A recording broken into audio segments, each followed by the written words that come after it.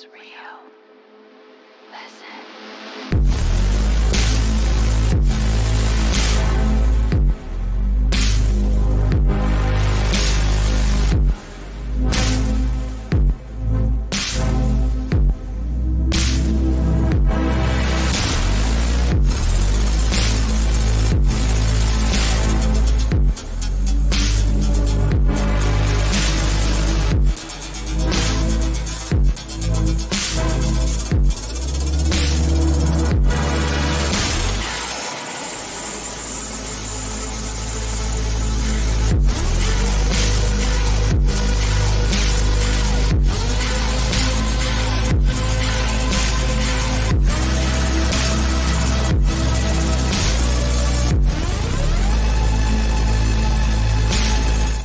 Hello everyone and welcome back to Paranormal Ripples. I am Ray and I'm once again joined by Daniel.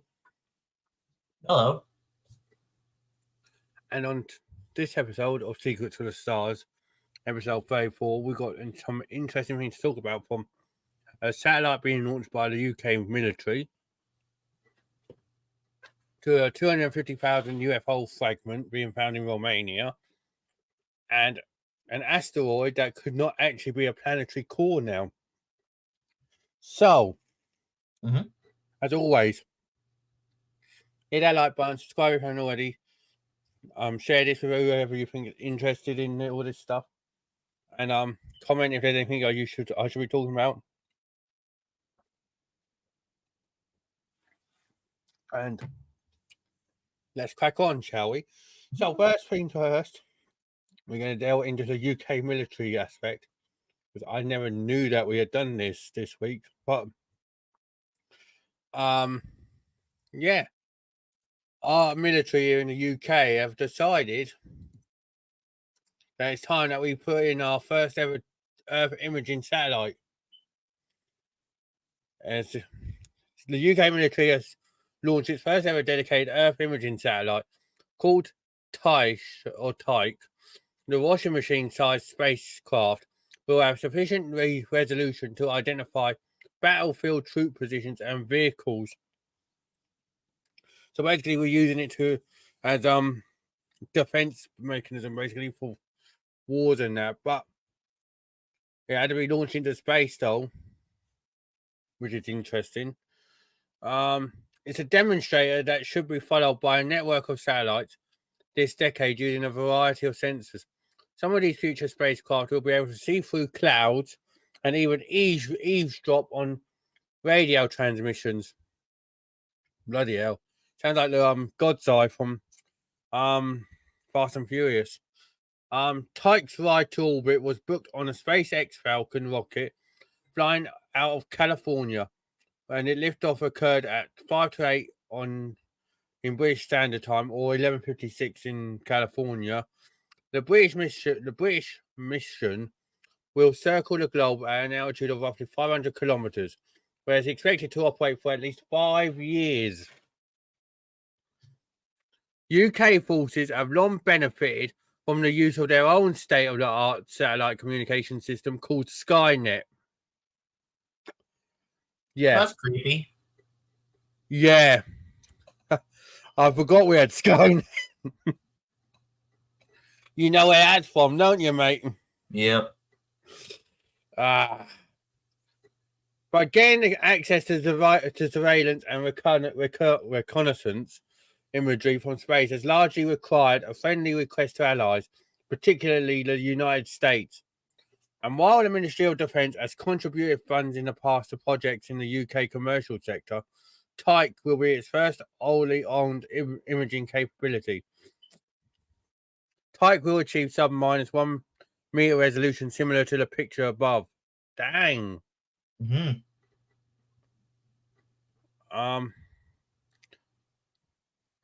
Commissioned by UK Space Command and built by Surrey Satellite Technology Limited in Guildford, the 160 kilogram satellite will collect its imagery at optical wavelengths in the same light we sense with our eyes. It's designed to capture 5 kilometer wide spot scenes on the ground and have a best resolution of 90 centimeters. This is by no means the best performance possible. Some classified US satellites are reported to see features as small as 10 centimeters across, but it fits with the British military's generalized needs. There's a satellite being built. Yeah. Tyke was born out of a 2021 Space Command paper and a 2022 Space Defence Strategy, which committed the last government to spend £970 million over 10 years on a program called Intelligence Surveillance, Target Acquisition and Reconnaissance, or STARI. This set out a number of initial R&D efforts, or research and development if you don't know, with the eventual goal of launching a sovereign constellation of military and national security satellites to orbit. These spacecraft are intended to carry a range of technologies, among them radar sensors that can see the Earth's surface in all weathers and at night, a capability Ukraine has found invaluable in tracking invading Russian forces. This is the start of a journey, said Major General Paul Tedman, commander of UK Space Command. The Space Defence Strategy lays out we are going to become a meaningful space power by 2030. We are open to see, we are open to see many more launches of satellites in the coming months and years. Tyke is absolutely the beginning of that. We're the only G8 nation without a sovereign satellite capability. Now we've got one, which is crazy. So SSTL has been working closely with UK Space Command on the STARI and hopes to win further defence contracts at home and abroad. Many other countries are setting up space commands, said Darren Jones, the manufacturer's head of defence business. There's lots of appetite around the world for space capabilities for defence purposes. What this Tyke contract shows for us is that we've got confidence from the MOD, or Ministry of Defence, to deliver these types of missions, which can only help us in future with other nations around the globe. Tyke is based on the company's Carbonite model, which can be assembled rapidly and at relatively low cost. So the Tyke contract was worth £22 million. One interesting figure or feature is its propulsion system, which maneuvers the satellite by using water. Okay, that's interesting. Using water to use as a propulsion factor.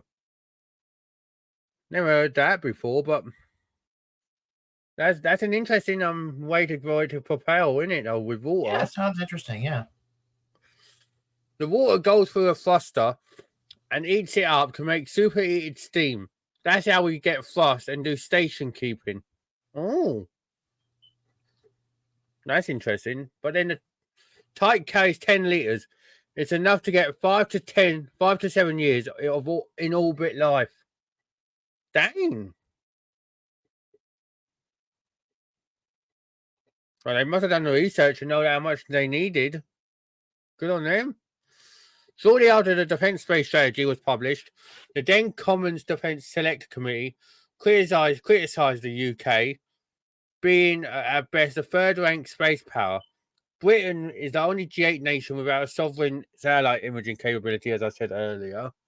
The committee raised specific concern for STARI's future prospects, given the MOD's woeful track record in delivering major projects on time and to budget. The new government was elected in July, of course, and immediately initiated a root and branch review of UK defence needs and spending. Yeah, Labour. Yeah. Enough said about them. Good help us. With other countries highlighting the growing importance of the space domain in future conflicts, it seems that unlikely the latest UK defence assessment will tack a different course to the last one. But policy experts will be watching closely, said Julia Baum, research associate at the Freeman Air and Space Institute in King's College, London. I think if there's anything negative on this story, or there are any cutbacks when it comes to things that have already been committed in strategies, then that's just indicative of the UK's inability to deliver any sort of long-term or large-scale project, and it doesn't really hold a good message about the UK being committed to growing as a space power.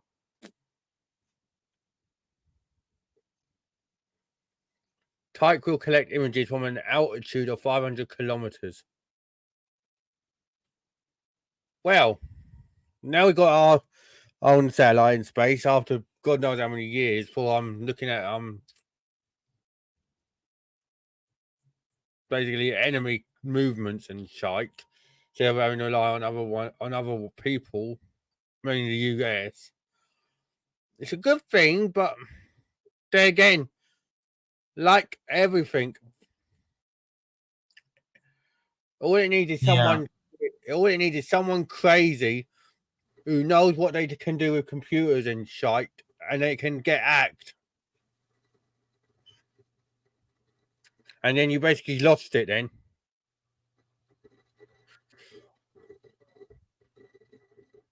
Because you know how easy things go down nowadays. It's like nearly every other day you're hearing that there's a cyber attack on a bank or there's a cyber attack on a piece of government, you know? Mhm. So, if it... Hopefully, it doesn't come back to bite us in the arse, but...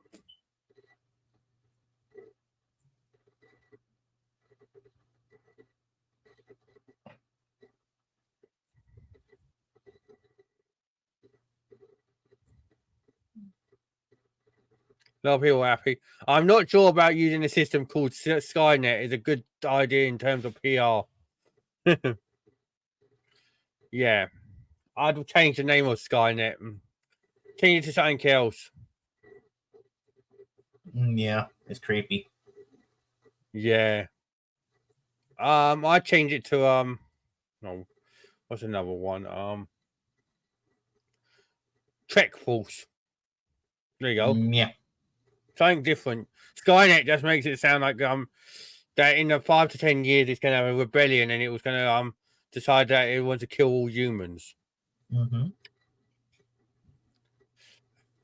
Then we'll be in trouble. We need to go and get Sarah Connor.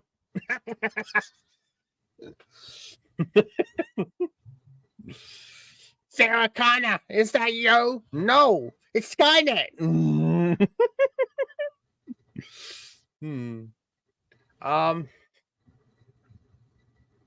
No, right. So change Skynet, please, government. Change it to something different, please.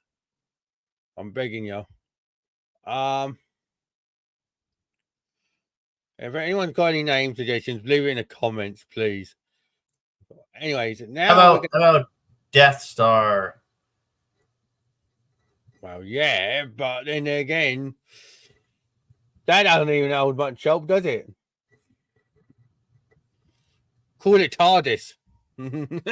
Yeah. Right, now we've got Yahoo News, and this is a very fascinating piece of thing that they found in Romania. Experts think this ancient metal object is part of a 250,000-year-old UFO. Wow.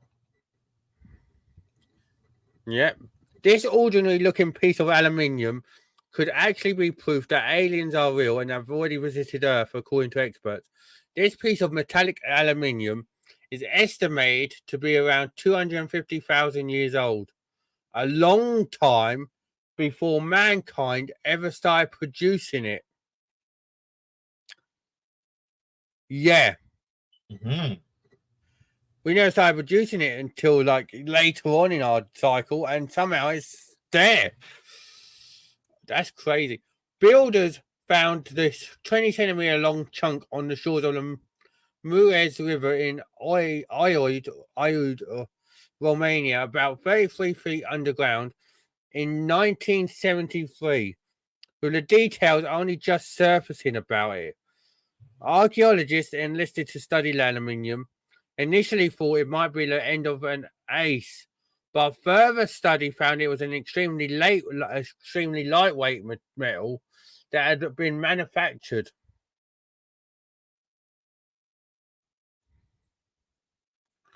Tests showed that the object is made of 12 metals. 90% of it is aluminium, and it was dated by Romanian officials as being 250,000 years old. More experts were brought in to conduct tests and said the dates were far later ranging between 400 to 80,000 years old. But even at 400 years old, it would still be 200 years earlier than when aluminium was first produced here. Dang. The object has concavities that suggest that it's part of a more complex mechanical system and possibly is alien in origin. Georgi Cahol, the deputy director of the Romanian Ufologists Association, told local media, lab tests concluded it is an old UFO fragment, given that the substances it comprises of cannot combine with technology available on Earth. Local historian Mihai Rittenberger has tried to claim that the object is actually a metal piece from a World War II German aircraft. But this does not explain the age of the artifact. The metal object has now gone on display in the History Museum of Cluj in Napolka with a sign alongside that reads, "Origin still unknown." What do you think about that then, mate? Yeah, nice. So what do you so they're saying that aluminium wasn't first produced, so like say they say 200 years earlier, even it was dated 400 years ago. So it's got to be alien, surely. Mm. Because how else could they have had aluminium back then and we not even started thinking about making the thing? Let me know what you guys think in the comments. But that is nuts. Remember, like the video and subscribe if you haven't already. And share it. But yeah, that is nuts. You can't tell me that's not alien. Because if that's, like I said, but even at 400 years old, it would still be 200 years earlier, even if it's 400 to 80,000 years old.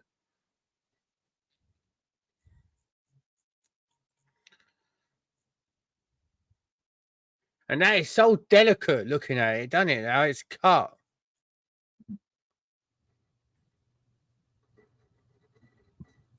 Like, you couldn't get that workmanship from back then. Well, you could do on something, but if it's aluminium and that, and we not, and like they said, we ain't made it, we wouldn't know what to do with it. Yeah. But look at how that is, all the grooves and intricacies.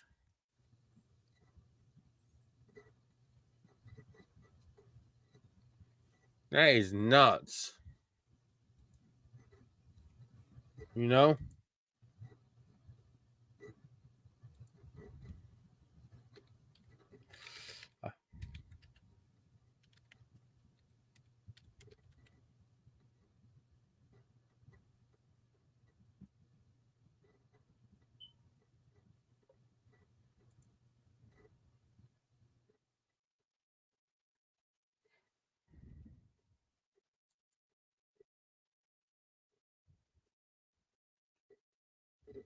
Oh yeah, I want to talk about it in another show.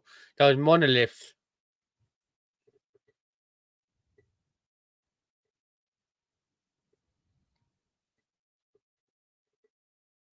You see them, mate?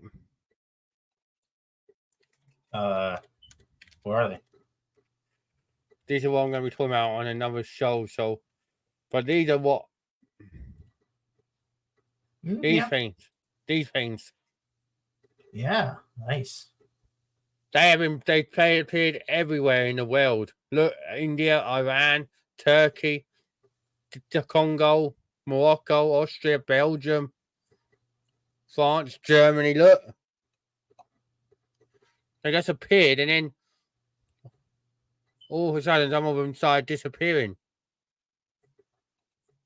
When did they appear, actually? 2020. Oh. Most of them. Years. There you go. Yeah, 2020 to 2021.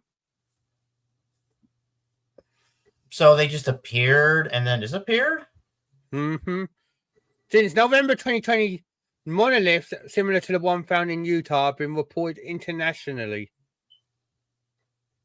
There you go. India's second monolith, so like this is an example. India's second monolith was seen at Joggers Park in the suburb of Bandra in Mumbai on 10th of March 2021. It was triangular shaped, around 7 feet tall, with numbers on the side. But after 2 weeks, it disappeared and was replaced with a metallic sphere, much like the one in Ahmedabad. Look. That's pretty cool. It's So like a silver. It's like one of those silver balls you find in like ping pong tables. Yeah. So that disappeared after 2 weeks, everyone, and basically that replaced it.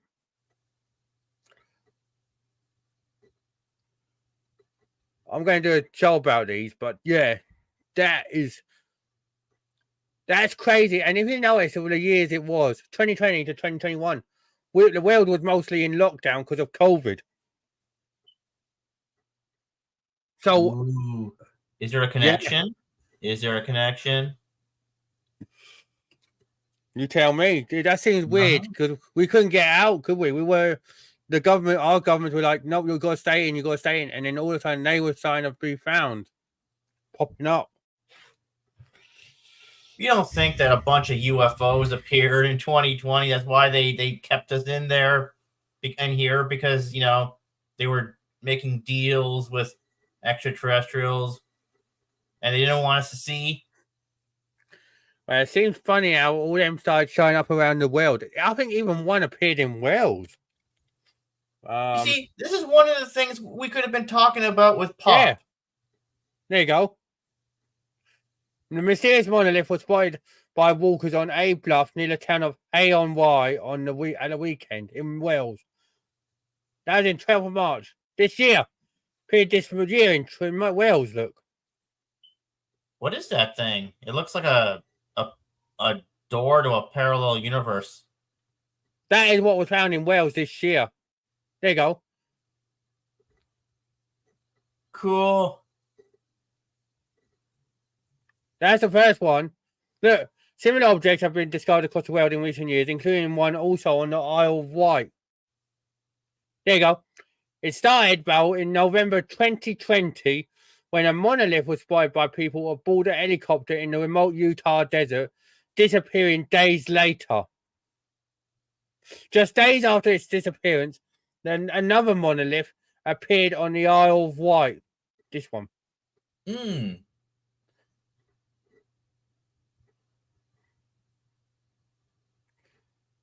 Similar structures have been seen in Cornwall and a few isolated parts of Europe. One even popped up on top of Glastonbury Tor, an area steeped in Celtic mythology. Look. Nice. Yeah. The monolith was discovered on its side and has stencil work similar to that seen on Banksy's work. So a lot of people thinking it could be Banksy, but I don't think so.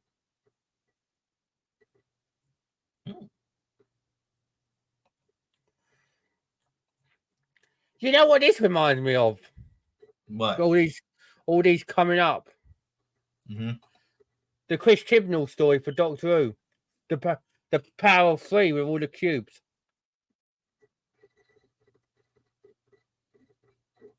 When all the cubes started appearing in the world. Mm-hmm. With when the Doctor stayed with Amy and Roy, didn't he, for all them days, and then he goes, "I'm bored." Yeah. Well, it seems funny, but yeah, November 2020 was when the first one appeared. Look, the crew found the unusual object while conducting a count of big horn sheep in the area.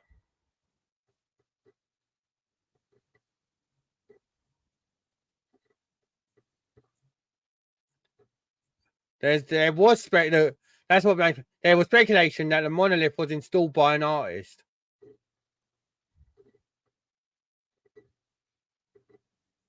That's like something out of like 2001: A Space Odyssey or something. No, you must have just read that then, mate, because look what it just says there. Oh, really? I didn't see that. You read it. Go on. Mr. Hutchings speculated that the monolith may have been installed by some new wave artist or a fan of 2001: A Space Odyssey, the 1968 film directed by Stanley Kubrick.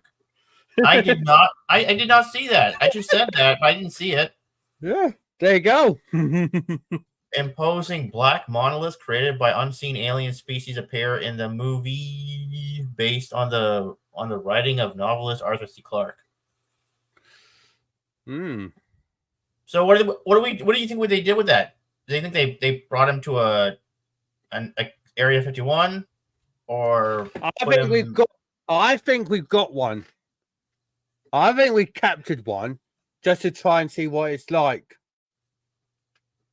Because I'm not even rude. There's so many in the world where these popped up. Like they said, this one disappeared after a few days and reappeared in the Isle of Wight. Look, it was there, look.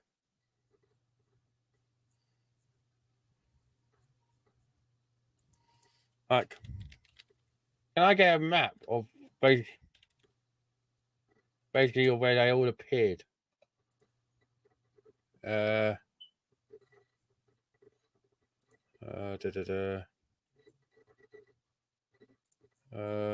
you go.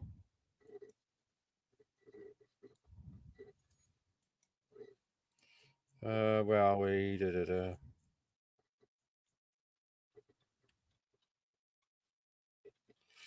you go. We've seen 9. Germany's seen 10. 2 in Australia, India, 1 in Congo. America's seen 37. Canada's seen 10.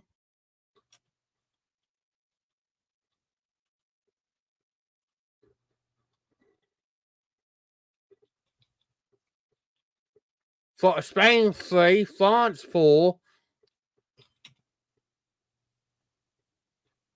5 in Sweden and in Finland, 1 in Norway,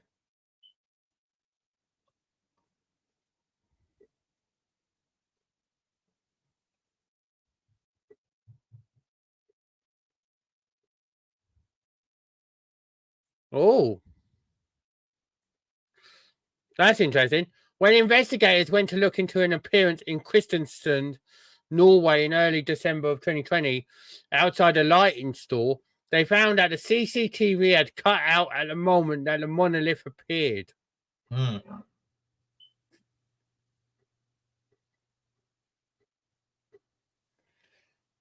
So, yeah.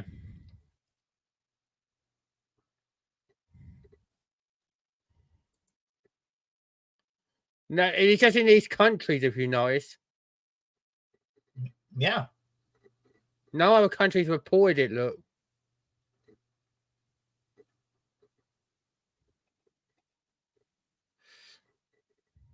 So what do you think they are, mate? I don't know. Maybe they're mirrors into parallel worlds or something. And it's crazy how America's had 37 of them. America has 37 of them? Wow. They've appeared in 37 locations, look. There you go. Oh, then 38 now, it says here. There are 38 monoliths that have popped up throughout the country. I've reached out to see them. Hood River, San Francisco, Lake Tahoe, Atascadero, Santa Clara, Torrance, San Diego, the National Park Joshua Tree, Las Vegas, Cedar City, West Jordan. Michigan's seen loads. 3. Kentwood, nice. Lansing, and Erie Island. But Texas has seen 4.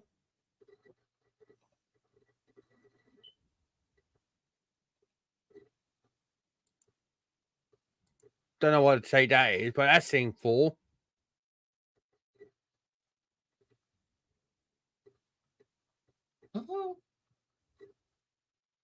Nah.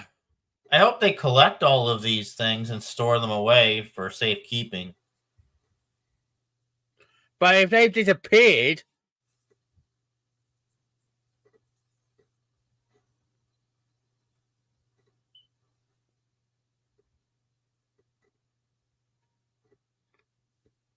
Another in Lansing, Michigan. There you go. In Pennsylvania, a candy store drew attention by putting its own monolith up as the craze swept the country. Another in Lansing, Michigan was etched with a website address, while the one installed in San Francisco was made out of gingerbread. So a couple of them are faked up ones, obviously. But Baked apple. Because it's made of gingerbread. yeah. Pun intended. But this was the latest one in June, look. Just west of Fort Collins, look. I just love it how it just reflects everything around it. Big question in Bellevue, just west of Fort Collins, who put this monolith up on a hill. The owners of the land say they have no clue how this got here, but they are amused by the attention. Yep. That was in Atascadero, the most in California.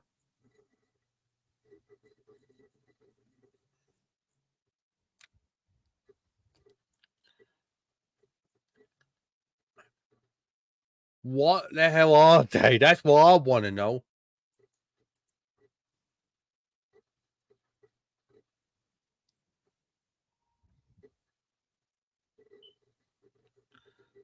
Like,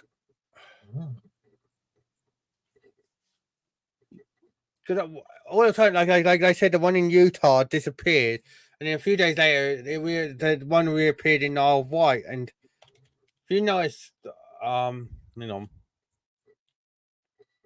for anyone that don't know geography, everyone, what I'm going to show you, Utah is there.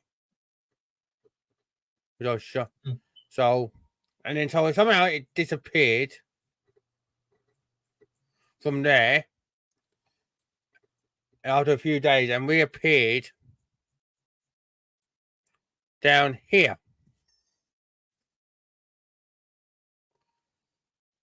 So yeah, you'd have to be a rocket scientist. Yeah, obviously, if you're doing it by plane, you wouldn't be able to land on Isle of Wight at all. The only way you could do it is if you landed in, say, London or the private one in like Bournemouth or something, or Southampton, and then got a ferry across to the Isle of Wight. But if they didn't, and it's the alien in origin, it's crazy. Why is it these certain countries?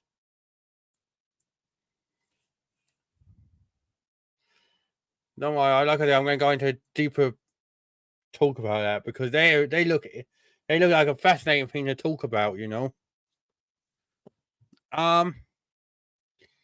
Now we got asteroid Psyche. Is it actually a planetary core? The James Webb Space Telescope casts doubt on it. NASA's Psyche mission arrives at the asteroid in 2029. So it's still got 5 more years before it gets there, when it will get a chance to solve this mystery.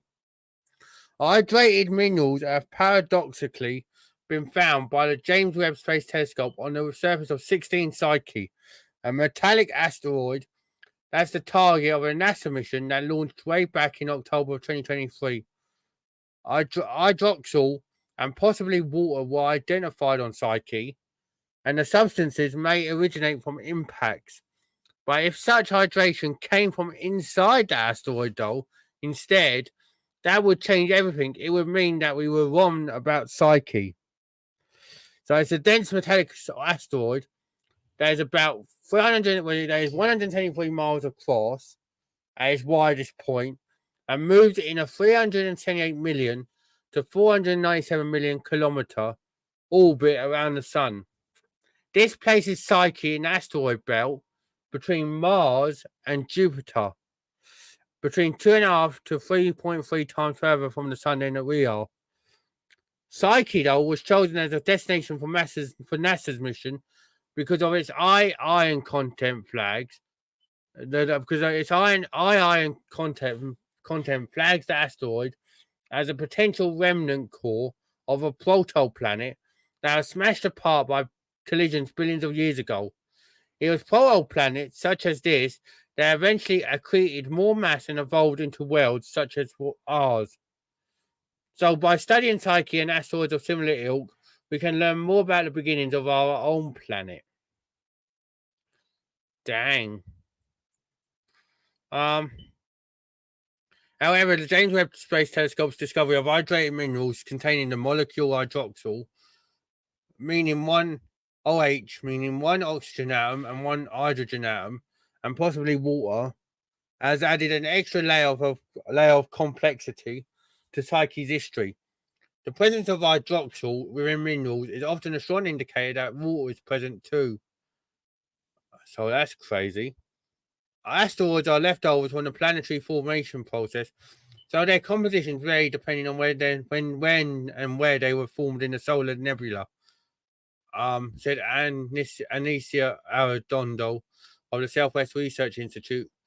Hydration that is indigenous or internal could suggest that Psyche is not the remnant endogenous or internal, I should say, not endogenous, not indigenous, endogenous, could suggest that Psyche is not the remnant core of a protoplanet.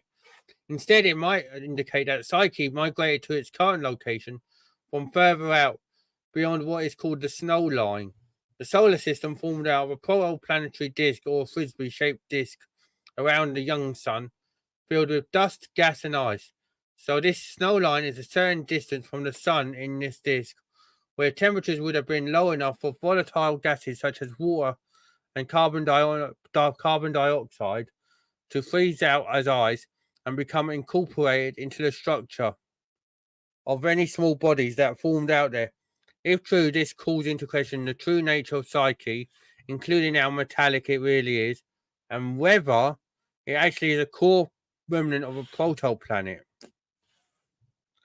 Obviously, they won't find out until 2029 what it really is, but that's kind of cool. Yeah. So it's not a protoplanet, and it's just like an ordinary asteroid with hydroxyl in there. That is nuts.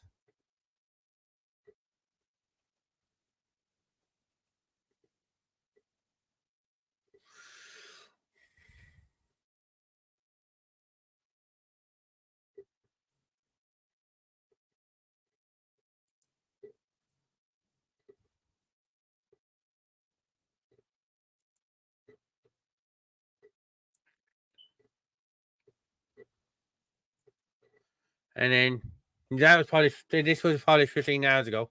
I'm going to end with this one because I've just seen this and this looks interesting. Scientists drill longest ever piece of Earth's mantle from underwater mountain near a lost city. Scientists just pulled the largest or longest hunk of Earth's mantle from beneath the ocean. Look at that. Researchers have drilled the deepest ever sample of rocks from Earth's mantle, penetrating 0.7 miles in the mid-Atlantic ridge, where the seafloor is spreading apart. At this spot, which is rich in hydrothermal vents, the interactions between mantle rocks and seawater create chemicals that are important for life. Previous efforts to drill into the mantle rocks brought to the surface in the deep sea had reached only 659 feet, so it wasn't deep enough to look for organisms such as heat-loving bacteria that might drill further down. Every time the drillers recovered another section of deep core, the microbiology team collected samples to culture bacteria, determining the limits of life in this deep surface marine ecosystem. Our ultimate goal is to improve our understanding of the origins of life and to define the potential for life beyond Earth. I'm glad that you're finally starting to look at the ocean, some of you, because we've got so much to learn about the ocean. Like we said before, mate, why is it taking them so long to look at the ocean? The rock core can also answer questions about the movement of the mantle, said Johan Lissenberg, a geochemist at the University of Cardiff, and the first author of the study. We know from the rocks that erupt in oceanic volcanoes that the mantle has a lot of different flavors. Oh my god, flavors. Really, Listenberg. These flavors are varying rock compositions that come from the recycling of tectonic plates into Earth's mantle, is it? Earth's interior, basically, yeah. With a new mantle system, we can really see what flavors have we got and on what scale they vary. And then reconstruct how these different bits of the mantle melted and then how they migrated towards the surface. Dang.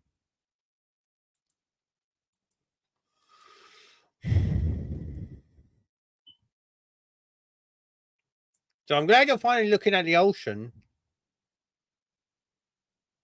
The team was remarkably lucky as mantle rock is fragile and tends to fall apart.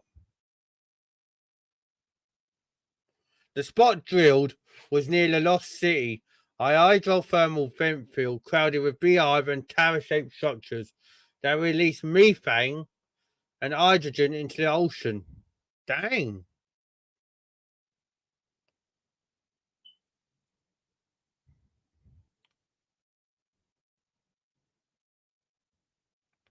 Look at that side of that mantle rock. Yeah. Yep.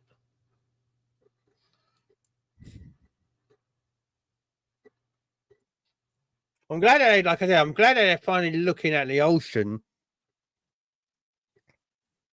Because there's a lot of answers in there before you get up here, I think. We should have been looking here before we went up there. Personally.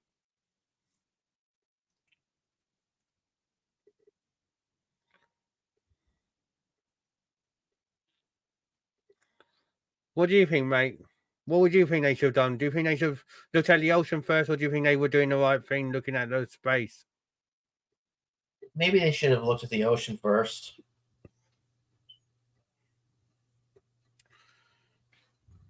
Something tells me that there's something deep in the ocean.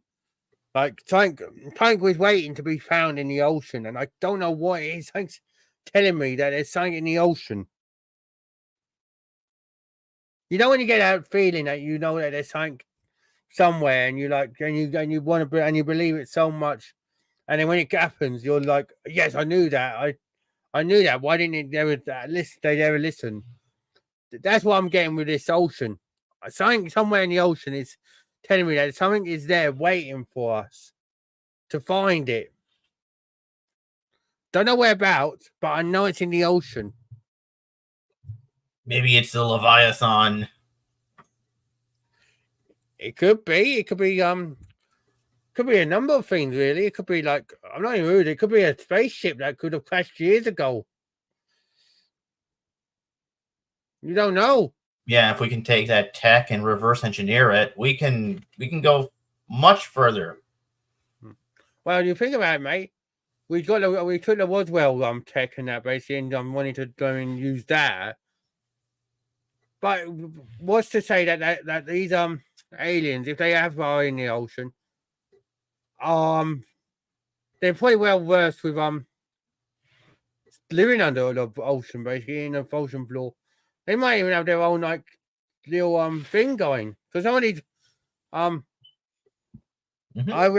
think I read somewhere that some of these plants shouldn't even be existing, or these like corals or whatever shouldn't be existing on our planet, but somehow they're existing. Mm-hmm. So what does that tell you? If there's something in the ocean that is helping it, because I know that you've got all these shipwrecks in the ocean. What, and obviously you got Atlantis somewhere down there, which I'm obviously going to talk about because there's been a big breakthrough with that in regards to Atlantis. There's something to do with Greece now on the trail with Atlantis, so I'm going to talk about that. Because Atlantis is one of the biggest mysteries that I fucking hope is true. But looking at it from another standpoint, we basically instead of walking first with the ocean and studying what was there, we wanted to make a big jump and basically go, now, why the ocean? Let's go and make it big. Let's go to space. wrong. I think it doesn't help that we had some sci-fi programs as well, like Star Trek and all that, and Doctor Who and that, going, "Oh, the space is great. Look, we go, look at all these aliens, and you know what I mean, and star systems, and you know, it's like scientists have just said to us, so like, you know, oh, this is real. This has got to be real somewhere. Now look at it further down the line. We spent billions and billions of dollars to get where." Yeah, we just went to the moon. That's it. Yeah. That's it. And we're basically in the next 15, 20 years just about to go back onto Mars. So we should have a moon base by now. We should have been on Mars for a while by now. With the amount of research that we've done on them two planets, well, on the planet and the moon. That's what I'm saying. We basically, instead of getting, I'm saying that we're going to walk first slowly and learn how to walk and do our own ocean and learn about our planet first, we decided, oh, I don't know, no, just push us. We could go big. We're so far behind on our space race. Like these aliens are coming in and exiting our atmosphere so quick, and you're just like in the blink of an eye, you're just like, yeah. They basically come into our atmosphere, leave, and then in that time, we're basically just looking at a mission, like an image on a computer, going, "Oh look, Mars has got this cool little rock formation."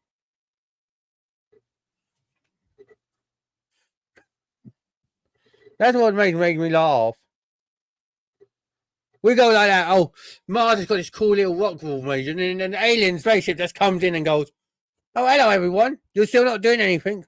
Oh, okay. See you later." And it whizzes off.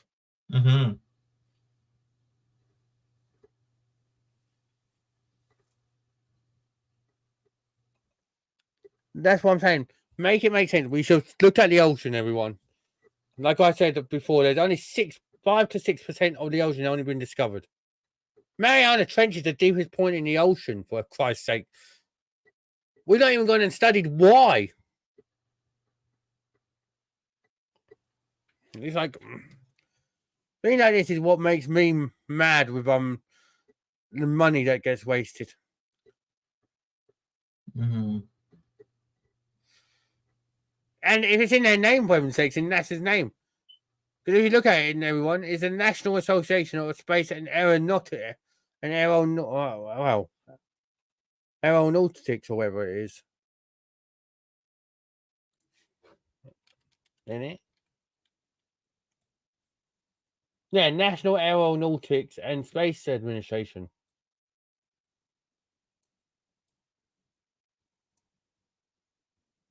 Aeronautics is the study of flight, obviously. But they were here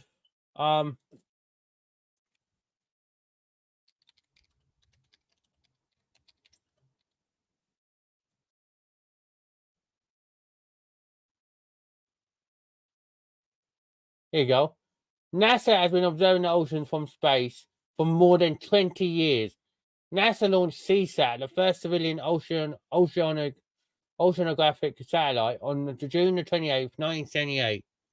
The satellite carried 5 complementary sensors designed to monitor oceans from space. Why are we doing it from space?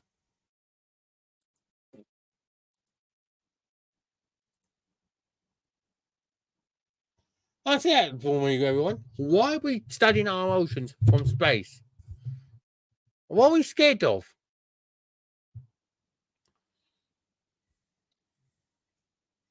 Are we scared that we're going to see blue Nessie? Or a basilisk or Leviathan, like Daniel said? We're scared of seeing there's something that's going to scare us and go, oh, no, we don't want to do the oceans. No, see ya. Make it make sense, NASA. Please. You know, pop culture curator would always say, NASA stands for never a straight answer. Yep. I agree with him on that one, Pop. Pop, I agree with you there, mate. You never say answer with NASA.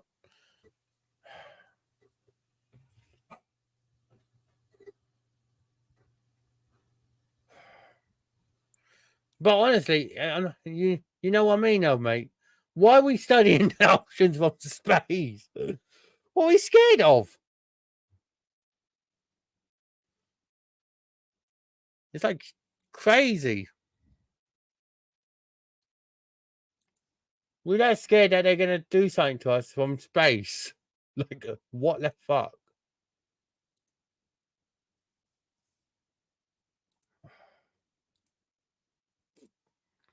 It's crazy. Maybe they know something that we don't. And what they know? Well, yeah, but and they're trying to work out why they want to do it from space. It's like they're scared that there's something under there, which we know, like you said, that what they want, don't want us to know, and they're like justifying it by doing it from space. Make it make sense, NASA. Just one of these days, I just want to see something come on the news or on breaking or something going. NASA urges or NASA pleads to pleads for does or pleads to blooming I don't know pleads to $500 million in ocean research or something, you know. I just want to see something like that, for heaven's sakes.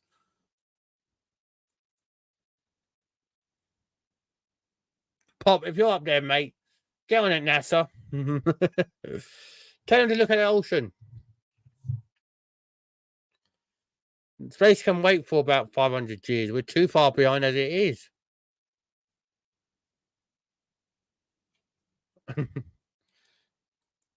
We should have, but this way, with the patent for flying cars has already been invented, and our companies want to hide it.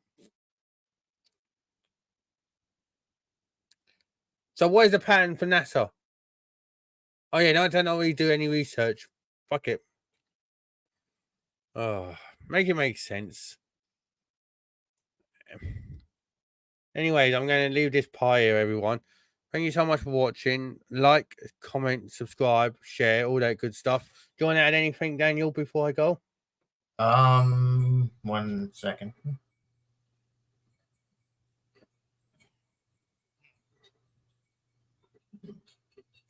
And remember, keep your eyes to the skies.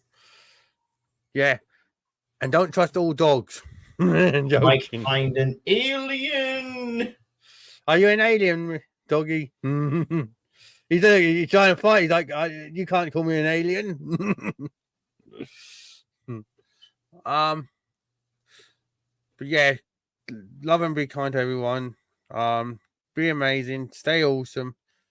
Like Daniel said, keep your eyes peeled and on the skies at all times. And also keep an eye out when you're working on the sea, in the sea as a fisher on a fishing trawl or whatever.